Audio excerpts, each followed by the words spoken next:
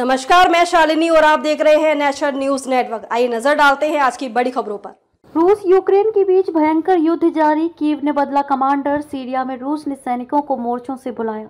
रूसी सेना के तेजी से आगे बढ़ने के बीच यूक्रेन के सैन्य नेतृत्व ने पूर्वी डोनेट्स्क क्षेत्र में सुरक्षा की देखरेख करने वाले कमांडर को बदल दिया है। एक अधिकारी ने शनिवार को कहा कि जनरल अलेक्जेंडर टार्नोव्स्की को जनरल अलेक्जेंडर लुट्सेंको की जगह ऑपरेशनल और टैक्टिकल ग्रुप डोनेट्स्क का प्रमुख नियुक्त किया गया था।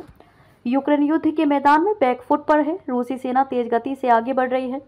यूक्रेन ने शनिवार को कहा कि रूसी सैनिकों ने पोक्रोवस्क के आसपास के गांव में कई यूक्रेनी ठिकानों को नष्ट कर दिया है। सीरिया में रूस ने सैनिकों को मोर्चों से बुलाया। रूस ने उत्तरी सीरिया के मोर्चों से और अलवाइट पर्वतीय क्षेत्र में तैनात अपने सैनिकों को वापस सैन्य अड्डों पर बुला लिया है, लेकिन दोनों अड्डों को छोड़ने की योजना घोषित नहीं की है। रूस ने कहा है कि अंतर्राष्ट्रीय आतंकवाद से लड़ने के लिए वह इन सैन्य अड्डों को बनाए रखना चाहता है। रूसी सेना ने ये अड्डे बशर अल असद सरकार को ताकत देने के लिए स्थापित किए थे। असद और उनके पिता हाफिज अल असद के रूस के साथ हमेशा ही बेहद अच्छे रिश्ते रहे हैं। अभी भी बशर ने देश छोड़कर रूस में ही शरण ली है। इस बीच सीरिया से निकाले गए 6 और भारतीय शनिवार को नई दिल्ली पहुंचे हैं। इस समय सीरिया के लताकिया क्षेत्र के मिमीम में रूस का वायुसेना का अड्डा और टार्टस में नौसेना का अड्डा है। रूसी अड्डों से कुछ भारी सामान रूस भेजा। वायुसेना अड्डे के सामने आई शुक्रवार की सैटेलाइट तस्वीरों में वहां पर 2 मालवाहक एंटोनोव AN-124 विमान में सामान का लदान देखा गया। इनमें से एक विमान शनिवार को वहां से उड़ गया। यह एंटोनोव विमान दुनिया का सबसे बड़ा मालवाहक विमान है।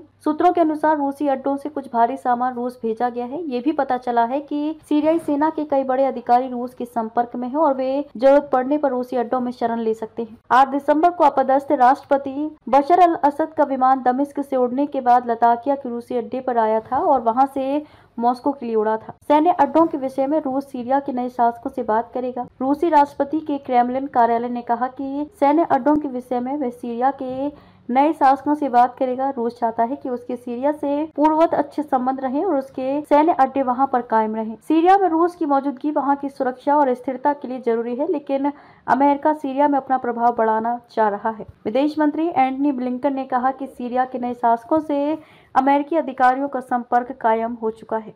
खबरों में अब तक के लिए बस इतना ही। फिर होगी आपसे मुलाकात एक ऐसी ही बड़ी खबर के साथ। तब तक के लिए नमस्कार और देखते रहिए नेशनल न्यूज नेटवर्क।